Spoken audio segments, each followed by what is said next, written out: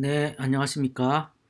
기초회로 실험 1주차 수업을 하도록 하겠습니다. 네, 코로나19 때문에 지금 여러분들 4주간 기초회로 실험은 동영상으로 대체하도록 하겠습니다. 관련된 내용을 자세하게 설명을 먼저 해드릴게요. 일단 온라인 강좌로 3월 16일부터 4월 10일까지 4주간 온라인 강의로 진행하도록 되어 있습니다. 동영상이랑 강의 자료, 그 다음에 숙제, 과제들은 블랙보드에 모두 올려질 겁니다. 그래서 동영상을 시청하고 과제를 제출하는 형태로 하고 출석 체크를 게시판에 어떻게 하는지 명시해 놓을 테니까 출석 체크도 해 주시기 바랍니다. 그리고 한 가지는 양방향 학습 활동이 필요해요. 무슨 말인가 하면 실시간으로 채팅을 한다거나 질문을 올린다거나 이런 부분들을 서로 주고받기 위해서 네이버 밴드를 활용할 예정입니다. 그래서 네이버 밴드를 가입하는 방법에 대해서는 블랙보드 공지사항에 올려놓았으니까 가입을 하시고 공지사항 확인이나 질문, 조교들에게 질문하거나 채팅해야 될 부분들 활용할 네이버 밴드로 활용해 주시기 바랍니다. 네, 온라인 강좌를 조금 더 설명을 드리면 공지사항 부분에는 다양한 온라인 강좌에 대한 유의사항을 계속 올릴 거예요. 그래서 여기에도 올리고 그 네이버 밴드에도 같이 올리도록 하겠습니다. 그리고 여러분들이 질문 응답이라는 이 게시판 있죠. 이 게시판에는 출석 체크용으로 여러분들이 1주차 출석이라고 올라온 질문에 대해서 댓글로 출석 학번, 이름 이렇게 적어서 출석 체크를 해주시면 되겠고 또 이 게시판을 통해서 질문도 가능해요. 이 게시판을 이용해서 질문도 가능하고 빠른 답변을 받기 위해서는 네이버 밴드를 이용해 주세요. 가장 중요한 부분은 이제 주차별 강의 자료가 되겠어요. 주차별 강의 자료에는 들어가시면 1주차에서 15주차까지 폴더가 있는데 1주차 폴더에 들어가거나 2주차 폴더에 들어가면 각 주차별 강의 자료, 동영상, 과제들이 올라올 거예요. 그래서 여러분들은 거의 매일 한 번씩 들어가서 업데이트된 사항들을 확인해서 업데이트가 되면 동영상을 시청하고 과제를 해서 제출하고 그렇게 활용해 주세요.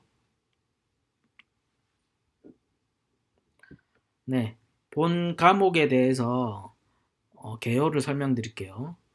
본 과목은 기초 회로 이론 기초 회로 실습이죠. 그래서 실습을 해야 되는 과목이긴 한데 온라인 과목으로 대체되다 보니 일단 이론적인 부분을 많이 한 절반 정도 시간을 할애해서 설명을 드리고 동영상으로 또 동영상으로 조교들이 실제 실험을 하는 영상을 찍어서 어떻게 실험을 해서 어떤 값이 나왔다 뭐 이런 결과가 나왔다라는 부분들을 동영상으로 올려주도록 할게요.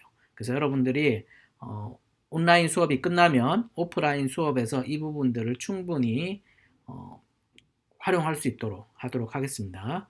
예, 본 과목은 이제 기초 회로 실습인데 회로 이론에 대한 부분을 실제 실습을 해서 확인을 해보는 거예요. 이론을. 그래서 전기전자 계열 학과의 전공 기초 과목으로 회로 이론은 2학년 때 배우게 되죠. 여러분들 지금 2학년 때 배우게 될 텐데 이 회로 이론은 정의는 무엇인가 하면 전하가 일정한 경로를 이동하는 과정에서 여러 가지 전기적 소자, 뭐 저항이나 커패시터나 인덕터 이런 것들을 배울 텐데 여러분들 전기적 소자를 사용하였을 때 일어나는 현상을 왜 이런 현상이 일어나는가를 설명하는 학문이에요. 그러니까 예를 들면 스위치를 딱 올리면 전기 불이 들어오고 혹은 모터가 돌아가고 이것이 왜 일어나는가? 이 현상은 무엇인가? 여기에 관련된 법칙은 무엇인가? 뭐 이런 것들을 배우게 되는 학문이에요. 그래서 도체와 전기 소자를 활용해서 전하가 한 바퀴 이동해서 다시 원자리로 돌아오는 길을 만들 때 이걸 회로라고 해요. 다시 말하면 이 그림에서 여기에 전원 소스가 있죠. 전원에서 이렇게 전류가 저항이랑 코일이랑 이 인덕터가 되겠죠. 인덕터를 지나고 커패시터를 지나서 다시 전류 소스로 들어오는 이 과정. 이렇게 전류가 이렇게 흐른다고 하는데 전하가 움직이는 거예요. 하나의 회로를. 그래서 이 회로 이렇게 하나의 루프가 형성되면 이걸 회로라고 한다라는 거예요. 그래서 여러분들 회로 이론 시간에 다시 배우겠지만 이걸 회로라고 하고 실제 여러분들이 사용하는 전자 제품에는 이런 형태로 PCB 기판이라고 하는데 이렇게 녹색 기판을 여기에 회로가 그려져 있어요. 그려져 있는 회로에 소자들을 이렇게 붙여서 회로를 구성하게 되죠. 그래서 하나의 폐 루프를 만들게 돼요. 회로를. 그래서 본 과목에서는 이런 실제 실험을 통해서 회로의 이론을 확인하는 과정을 할 거예요. 수업의 개요예요. 수업의 개요는 1주차부터 15주차까지 다음과 같이 구성되게 되어 있습니다. 그래서 지금 하고 있는 과목의 소개 간단하게 이제 끝내고 옴의 법칙과 저항의 직병렬 회로를 위주로 간단한 여러분들이 아마 이것은 중고등학교 때 다 배운 내용인데 간단하게 살펴보도록 하겠어요.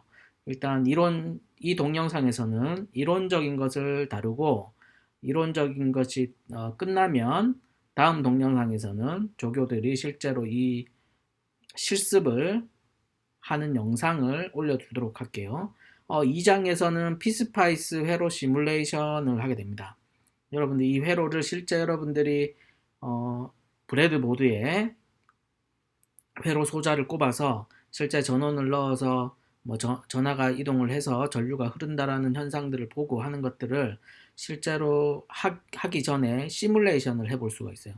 그래서 이것을 실제로 시뮬레이션 해주는 툴을 피스파이스라고 합니다. 그래서 피스파이스 회로 시뮬레이션을 하는 방법에 관련된 것들을 설명하고 사용 방법을 동영상으로 설치부터 간단한 회로를 구성해서 사용하는 것들에 대해서 여러분들 해주도록 할게요. 그 다음에 키르이호프의 법칙, 여러분 쭉 뒤에 부분들은 이제 회로 이론에 배울 내용들인데 분배와 중첩, 태분화 노턴 정리부터 해서 이렇게 중간고사 보고 기말고사까지 진행하도록 할게요. 자, 그러면 일단 이론적인 회로란 무엇인가부터 한번 살펴보도록 합시다. 회로란 무엇인가? 회로란 앞에서 잠깐 언급했는데 영어로는 Electronical Circuit이라고 하죠. 전기공학과 관련된 분야의 근본적인 이론이에요. 그래서 전력, 전동기, 어떤 제어, 그다음 전자, 통신, 뭐 계측 분야에 두루두루 활용되는 학문이죠. 이론이에요. 그래서 회로란 전기 소자들이 상호 연결돼서 하나의 루프를 형성하게 되는 것을 앞에서도 말했듯이 이것을 회로라고 하는데 회로 소자들 이것을 엘리먼트라고 하죠. 그래서 전기 회로를 구성하는 부품들이 되겠어요. 그래서 우리는 회로를 구성할 수 있어야 되고 설계할 수 있어야 되고 회로를 해석할 수 있어야 돼요. 그래서 해석을 할 수 있어야지만 회로를 구성할 수 있겠죠. 실제로는. 그래서 가장 실제 우리가 실생활에서 보면 이렇게 배터리가 있고 플러스 마이너스 이게 직류죠. 플러스 마이너스 극이 있고 실제 플러스 쪽에서 전하가 이렇게 전선을 통해서 와이어를 통해서 이렇게 이동을 해서 마이너스 쪽으로 흐르게 되죠. 실제로는 이 반대 마이너스 전자가 이동하는 것이긴 한데 어쨌든 이렇게 커런트가 우리는 플러스에서 마이너스로 흐른다라고 가정합니다. 그래서 이렇게 흘러서 램프에 불이 켜지게 되죠. 이걸 하나의 회로가 이루어진 거라고 보면 돼요. 그래서 이렇게 복잡한 회로들을 이렇게 기호로 나타내게 됩니다. 그래서 저항이라든가 전원 소스, 이런 트랜지스터 이런 것들을 다 이용해서 회로를 모양을 보여주게 되죠. 자, 그러면 이런 전기 소자들이 연결되어 있어서 하나의 회로를 구성하게 되는데, 이 회로를 구성하면 어떤 현상이 일어나는가를 보기 위해서 우리 전하, Electronical Charge에 대해서 살펴봅시다. 전하는 무엇인가? 우리가 이런 그림을 본 적이 있죠. 이런 그림. 이런 그림에는 양자와 전자가 이렇게 흐르고, 원자 핵이 있고, 양자가 있고, 중성자라는 것이 있고, 전자라는 것이 있죠. 양자와 전자는 플러스와 마이너스를 띠게 돼요. 그래서 플러스와 마이너스를 이 띠는 놈들은 서로 같은 양을 유지하려는 특성을 가집니다. 그래서 전하의 개념은 무엇이냐? 모든 전기적 현상을 설명하는 근본적인 원리다. 그래서 원자라는 개념이 있죠. 고등학교 때 배웠을 거예요. 그래서 원자란 전자와 양성자, 중성자로 구성된다. 그래서 물질을 구성하는 원자의 정기적인 성질이다. 또는 성질이면서 양인 거죠. 그러면 이 원자의 양을 어떻게 따지냐? 쿨롱이라는 단위로 따져요. 1쿨롱이란 약 6.24 곱하기 10의 18승계의 전자나 양성자의 전하의 양을 얘기하는 거죠. 그래서 좀 상당히 큰 단위예요. 그래서 6.24 곱하기 10의 18승계의 전자를 하나의 1쿨롱이다 라고 하는 것이죠. 그래서 기본 전하, 그래서 전자 또는 양성자 한 개의 전하량은 당연히 이렇게 역수가 되겠죠. 그래서 1.60 뭐 이렇게 해서 10의 마이너스 19승 클롱이라고 읽으면 됩니다. 전하는 우리 에너지 보존 법칙을 배웠죠. 그래서 이렇게 전하 보존의 법칙이 있어요. 전하는 생성되거나 파괴될 수는 없어요. 그렇지만 이렇게 이동할 수 있다. 그래서 우리가 앞에서 잠깐 봤듯이 전하가 이렇게 이동하는 거예요. 이 도선을 따라서. 그래서 이게 전하가 이동은 하지만 없어지진 않는 거죠. 다른 에너지로 바뀔 수는 있어요. 그래서 전하의 특성은 이동성인데 한 곳에서 다른 곳으로 이동될 수 있고 다른 형태의 에너지로 변환될 수 있어요. 그리고 양극성의 전하가 한 방향으로 이동하면 음극성의 전하가 다른 방향으로 이동한다. 다시 말하면 플러스에서 이렇게 양성자가 흐르면 마이너스에서 플러스 쪽으로 전자가 흐르죠. 그래서 플러스를 띄는 놈은 플러스에서 마이너스 쪽으로 가고 싶어 하고 마이너스에서는 플러스 쪽으로 가고 싶어 해요. 그래서 이렇게 우리가 실제로 배터리를 이렇게 연결하면 이렇게 전하가 흘러서 전류가 흐르는 것이죠. 그 전류를 흐르게 하는 힘은 전압이에요. 그래서 플러스와 마이너스의 전압의 차이가, 전위차가 있어서 그런 것이죠. 그래서 전류란 그런 뭔가 전하의 이동이 전류를 생성한다라고 써 있는데 전하가 이동하면 우리는 이게 전류가 흐른다라고 얘기를 하는 거예요. 알겠죠? 그래서 양극성의 전하의 움직임 방향으로 전류가 흐른다. 그리고 단위 시간에 어떤 단면을 지나가는 전하량을 의미한다. 그래서 전류의 1A란 뭐냐? 우리가 암페어 많이 들어봤죠? 1A란 1초당 이 도선에 1쿨롱계의 전하가 이동한 거예요. 흘러간 거죠. 어떤 단면을. 도선의 단면을 딱 여기서 계속 살펴보고 있었는데 1초 동안. 1초 동안 흘러간 전하의 수가 1쿨롱이 몇 개였죠? 6.24 곱하기 10의 18승계의 전하가 흘러간 거죠. 이거를 1A라고 하는 거예요. 그래서 이걸 1A라고 한다 라고 이해하면 돼요.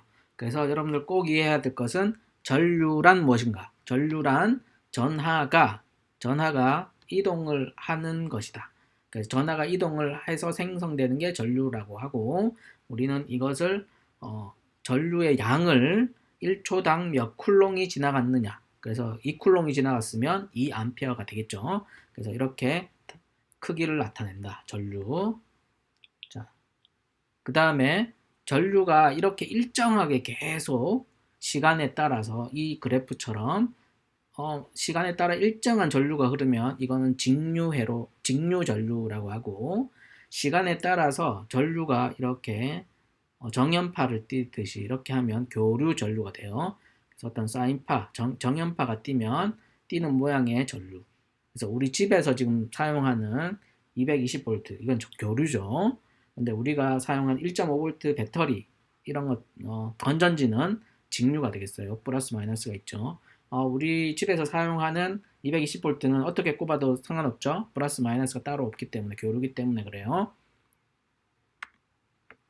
자, 그러면 전류를 배웠으니까 전압에 대해서 배워보도록 하죠. 전압이란 회로의 A 지점에서 B 지점으로 단위 전하, 그러니까 단위 전하가 1쿨롱이죠. 1쿨롱을 옮기는데 필요한 에너지다라는 거예요. 그래서 뭐 수학적인 부분은 그걸 설명한 것인데, 다시 말하면 A에서 B 지점까지 이동을 해야 돼요. 1쿨롱이. 예를 들면 1쿨롱이 이동을 해야 되는데 1쿨롱이 이동하려면 얼마만큼의 전위차가 있어야 되는가. 그 에너지를 얘기하는 것이다 라는 거예요. 그래서 1볼트라는 것이 초당 1줄 1쿨롱을 옮기는데 1줄 에 해당하는 에너지면 1볼트다라는 거죠. 그래서 1볼트. 그래서 전하가 어쨌든 A 지점에서 B 지점으로 이동해서 전류가 흐르게 하려면 A와 B 지점 사이에는 전위차가 있어야 돼요. 전위차가. 우리 쉽게 말하면 건전지가 B 지점은 0볼트고 A 지점은 1.5볼트인 거죠. 그래서 1.5볼트인 지점과 0볼트인 지점을 연결하면, 어떤 부하를 주고 연결하면 전류가 이렇게 흐르게 되겠죠. 전류가 흐르게 돼요. 그런데 선을 연결하지 않고 그냥 되어 있으면 회로가 구성되어 있지 않기 때문에 전류가 흐르지 않겠죠. 그리고 여기가 0볼트이고 B가 0볼트이고 A가 0볼트라면 당연히 전류가 흐르지 않아요. 전선을 와이어를 연결해 놓아도 그것은 전위차가 없기 때문이에요. 전위차가 없기 때문에 에너지가 없는 것이죠. 이동할 수 있는, 전하를 이동시킬 수 있는 에너지가 없어서 그래요. 그 다음에 이제 우리가 아까 전에도 6점 뭐 이렇게 해서 1쿨롱이 10에 18승 이렇게 큰 단위를 쓰죠. 이 큰 단위는 이렇게 단위를 세리는 명칭이 있어요. 그래서 10에 18승은 엑사, 예를 들면 10에 3승은 킬로, 많이 쓰죠. 10에 마이너스 6승은 마이크로, 10에 마이너스 9승은 나노, 10에 12, 마이너스 12승은 피코, 이렇게 쓴다. 그래서 회로 이론에서는 큰 단위의 숫자들을 막 다루기 때문에 이런 유닛을 사용을 많이 하게 되니까 참고 바라요. 자, 그래서 이제 회로를 그러면 전압과 전류를 배웠고 회로란 무엇인가를 배웠으니까 회로를 구성하는 소자들, 요소들은 무엇인가들을 봅시다. 회로의 소자, 요소에는 엘리먼트에는 두 가지의 종류가 있어요. 액티브 종류와 패시브 종류. 그러니까 능동 소자와 수동 소자 이렇게 있다라고 보면 돼요.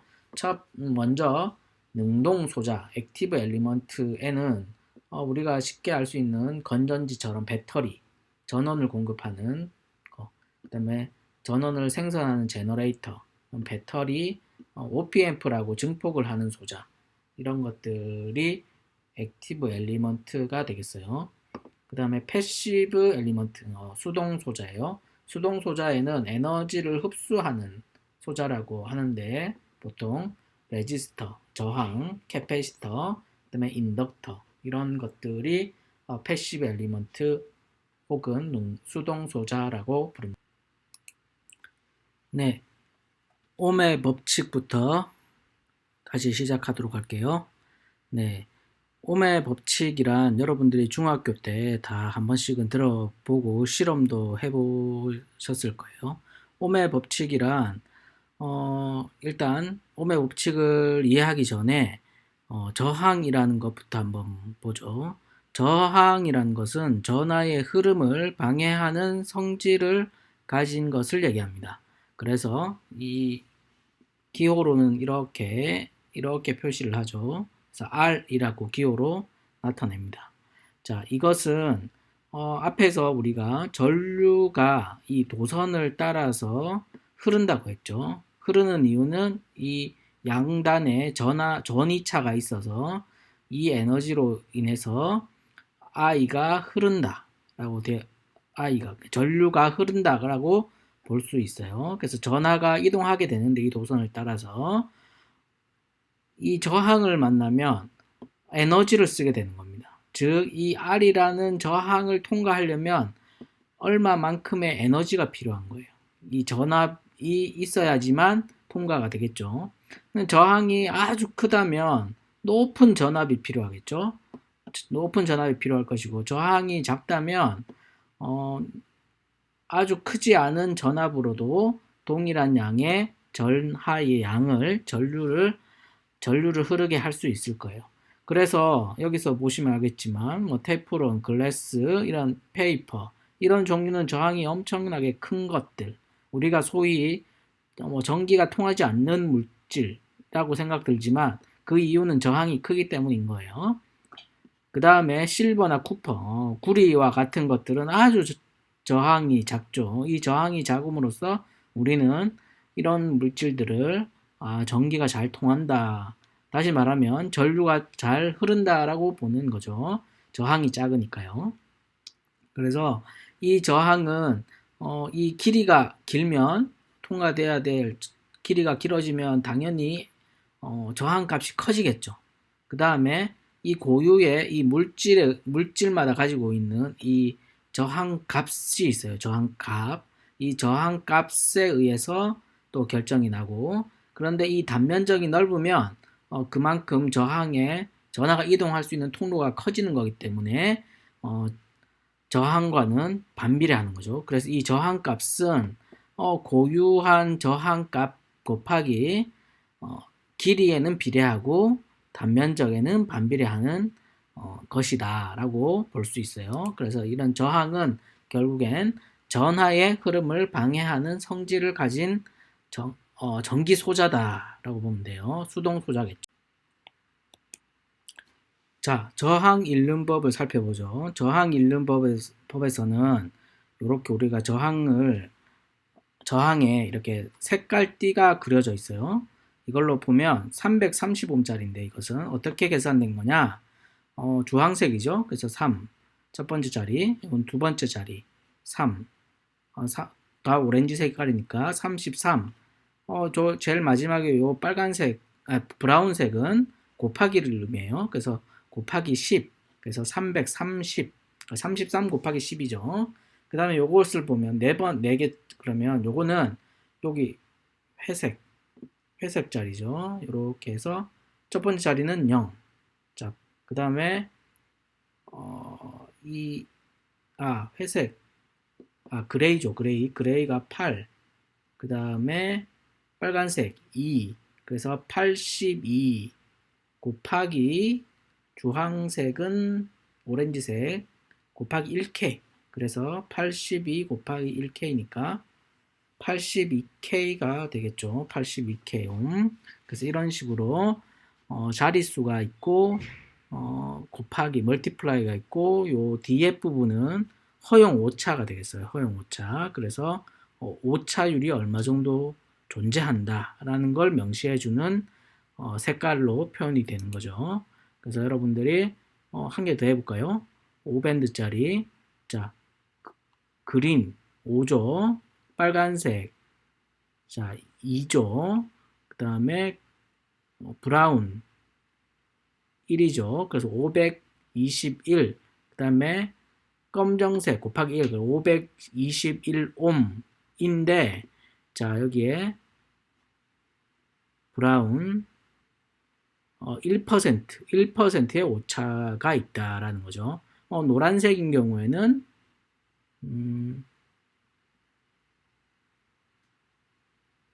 노란색인 경우는 5%, 골드죠. 골드색인 경우에는 5% 정도의 오차가 있다라는 걸 의미하는 겁니다.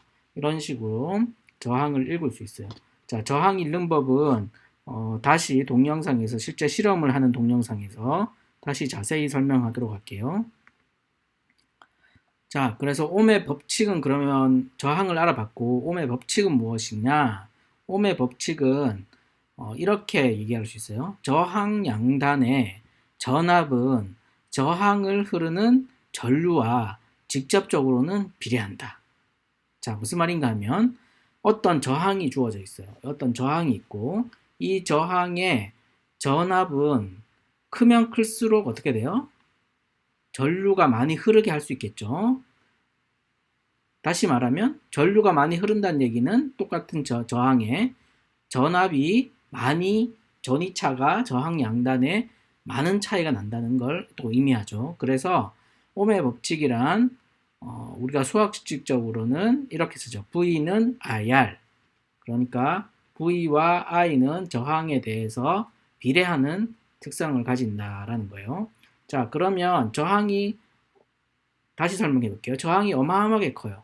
그러면 내가 I에 해당하는 전류의 양을 이동시키려면, 전하를 이동시키려면 V 값이 엄청나게 커져야 되겠죠.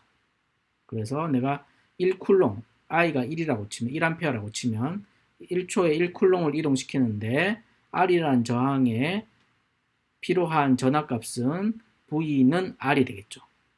R이 커지면 V도 커져요. 맞죠? 그래서 자, 예를 들면 단락회로라는 것은 저항이 없이 그냥 연결되어 있는 회로일 때요. 저항이 없으니까 어때요? 저항이 없으니까 얘는 저항값이 R이 0이에요. 0이면 V도 0이 되겠죠. 그러니까 I를 이동시키는데 전혀 에너지가 사용되지 않는다는 얘기죠. 전류를 이동시키는데. 자, 개방회로란 뜻은 이렇게 끊어져 있는 거예요. 끊어져 있는 거. 오픈된 서킷이 되는 거죠. 이 경우에는 끊어졌기 때문에 저항이 무한대 값이 되겠죠. 무한대 값이니까 전류는 이동할 수 없겠죠.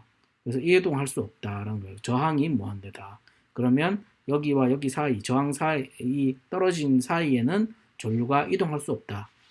저항이 무한대인 것과 같은 걸 의미한다라는 걸 의미하는 거예요.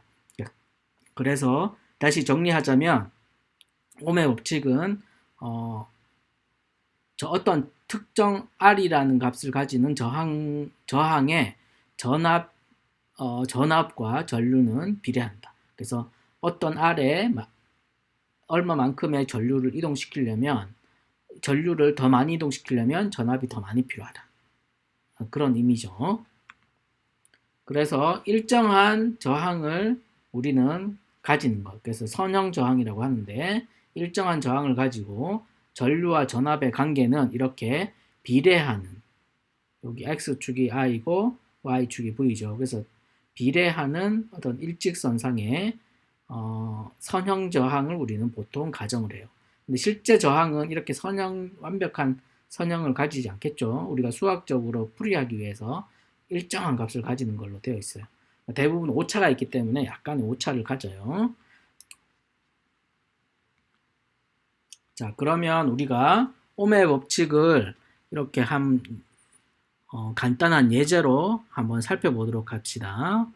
자, 이 회로는 저항이 하나 달려있는 회로예요. 저항이 하나, 500옴이라는 저항이 하나 달려있고 여기 5V를 전압을 연결해 주었어요. 그래서 하나의 회로를 구성했죠. 회로풀을 이루어졌어요. 자, 여기는 그라운드 0V고 그러면요 마이너스가 0V고 플러스 쪽은 5V. 그래서 5V가 높은 거죠. 상대적으로. 자, 5V가 여기가 5V고 여기는 0V인 거예요. 그래서 500옴 사이에. 그래서 전이차가 있으니 전류가 흐르게 되겠죠. 그래서 V는 IR이라는 식이 만족하게 돼요. 그래서 V는 IR이기 때문에 여기서 우리가 V 값은 5고 R은 500옴이니까 I는 R분의 V가 되겠죠. 그래서 500옴분의 5 볼테이지, 5V는 5를 500으로 나눴으니까 10 10mA가 되겠죠. 10mA. 이렇게 우리가 쉽게, 여러분들이 중고등학교 때도 다 해본 건데 이렇게 쉽게 구할 수 있다.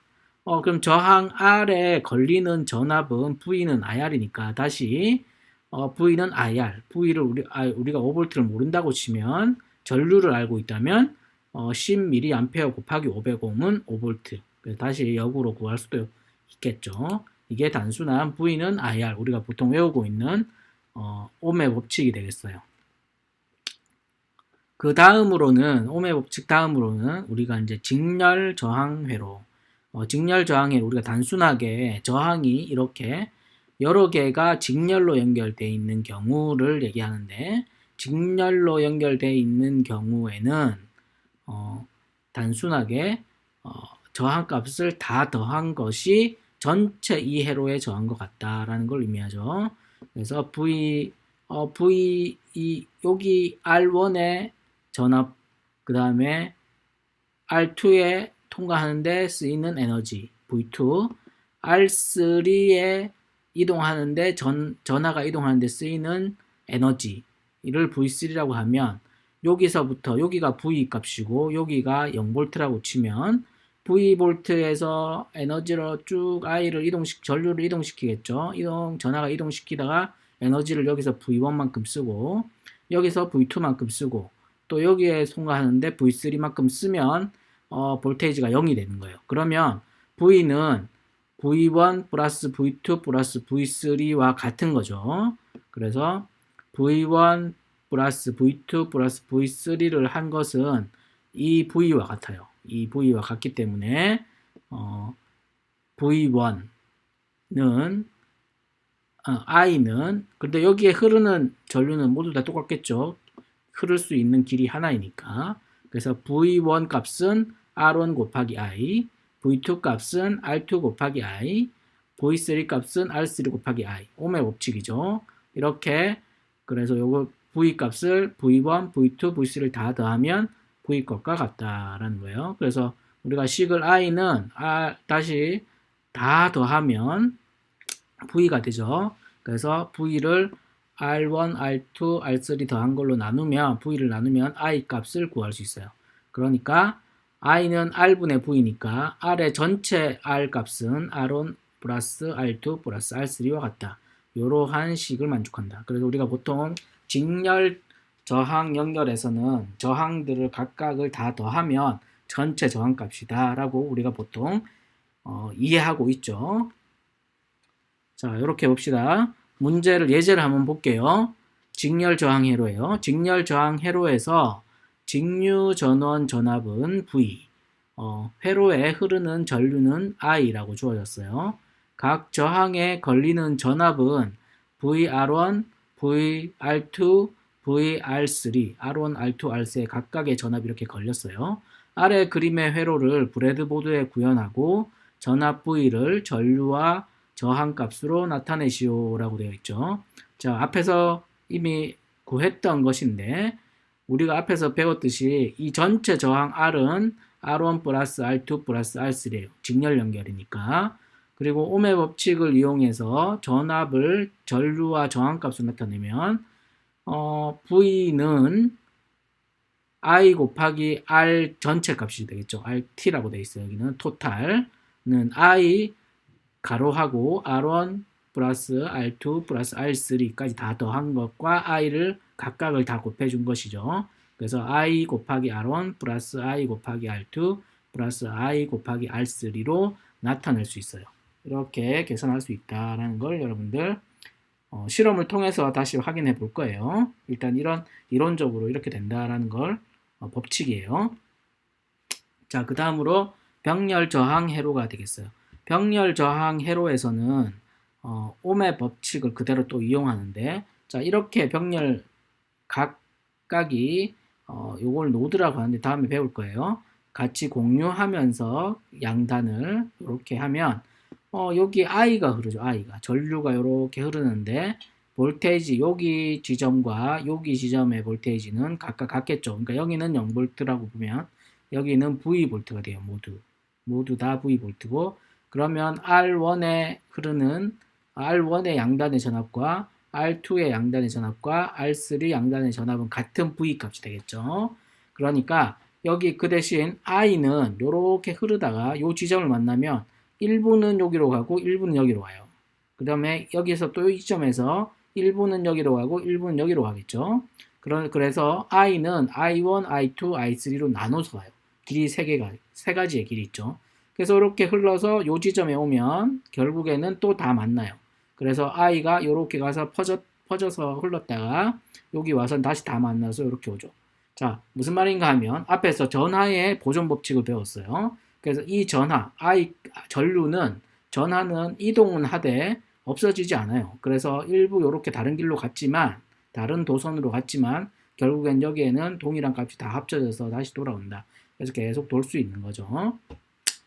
그래서 I1에 해당하는 값은 I1은 R1과 V로 구할 수 있죠. 그래서 I는 R분의 V니까 R1분의 V.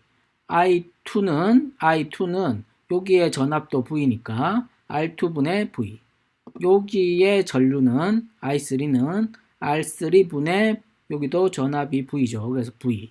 그래서 V는 이걸 다 모으면 R1분의 1 플러스 R2분의 1 플러스 R3분의 1을 전체 잘 안 보이는데 I 값이 되겠어. I 값. 전체 I 값. I 값을 아는 것이다. 그래서 토탈 R 값은 전체 R 값은 전체 R 값분의 역수는 R1분의 1 플러스 R2분의 1 플러스 R3분의 1의 역수를 다 더한 것과 같다. 다시 설명하면 전체 병렬로 연결된 회로의 전체 저항값은 전체 저항값분의 1은 각각의 저항값의 역수의 더하기와 같다라는 거예요. 자, 이것도 다 배운 내용이죠. 이것도 한번 예제로 한번 확인해 봅시다. 그래서 아래 회로와 같이 병렬 저항 회로를 브레드보드에 구현하고 전원 전압이 10V일 때 각 저항에 흐르는 전류를 구하시오라고 되어 있죠. 자, 문제를 그대로 풀이해 볼게요. 그냥 10V가 있고 1K옴과 2K옴이 병렬로 연결되어 있는 걸 확인할 수 있죠. 그래서 여기에서 여기 지점과 여기 지점은 10V예요. 여기가 0V니까 여기는 10V. 자, 여기 R1에 흐르는 전압도 10V, R2에 흐르는 전압도 전압도 10V. 그러니까 I1은 R분의 V, 1K분의 10V. I2는 2K분의 10V가 되겠죠. 그래서 I1은 10mA, I2는 5mA가 되겠어요. 그래서 전체 전류 I는 이렇게 I1과 I2의 더하기 값이니까 15mA다라는 거예요. 각각을 이렇게 구할 수도 있지만 우리가 I를 1K옴과 2K옴 전체 저항을 하나로 나타내면 어떻게 될까요? 그러면 1K분의 1 플러스 2K분의 1은 2K분의 3인데 그러면 전체 저항 R 토탈은 3분의 2K가 되겠죠. 3분의 2K 역수니까 3분의 2K 옴이 되겠어요. 그러면 3분의 2K 옴이 전체 저항이니까 10V고 I는 R분의 V죠. 그래서 I는 3분의 2K분의 10V라고 하면 2K분의 30 그러니까 2K니까는 15mA로 구할 수 있어요. 그래서 값이 같죠. 이렇게 분리해서 각각을 더해서 더하나 이렇게 전체 저항을 병렬을 하나의 저항으로 만들어서 I 값을 구하나 값은 결국엔 같다라는 걸 확인해 볼 수 있어요. 자, 그래서 직병렬 회로에서는 여러분들 당연히 병렬은 병렬대로, 직렬은 직렬대로 모으면 돼요. 그래서 직병렬일 때 예를 들어서 요 R2와 R3는 병렬 관계죠. 그래서 R2분의 1 플러스 R3분의 1은 여기 부분의 토탈, 그래서 RP분의 1이고 요걸 RP로 나타내면 R2 플러스 R3분의 R2 곱하기 R3가 되죠. 연산을 하면. 그 다음에 그러면 R1, 요 RP, R4를 다 더하면 이 토탈, RT가 되겠죠. 토탈 저항이 되겠어요. 전체 저항.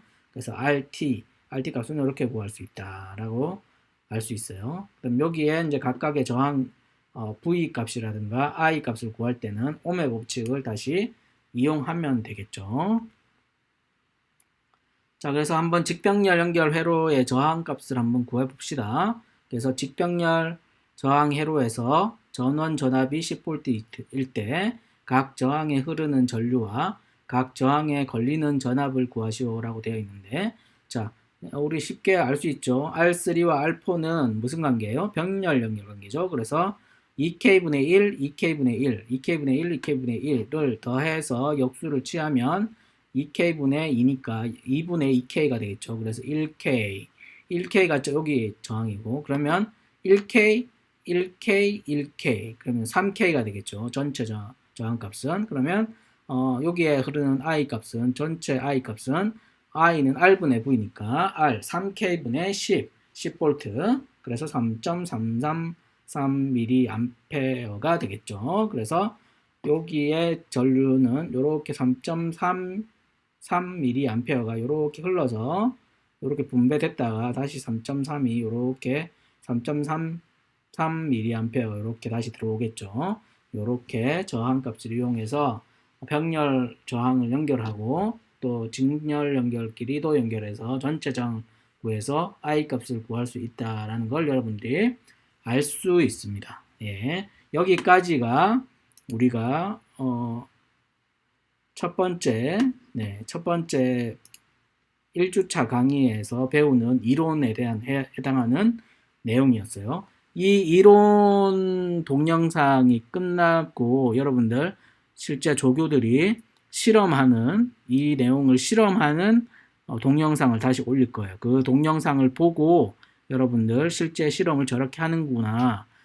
온라인 강의라 제한이 있지만 일단 강의 동영상을 보면서 저렇게 실험을 할 수 있구나. 실험 장비를 이렇게 사용할 수 있구나. 라는 것을 익히도록 하세요. 네, 그러면 다음 동영상에서 뵙도록 하죠.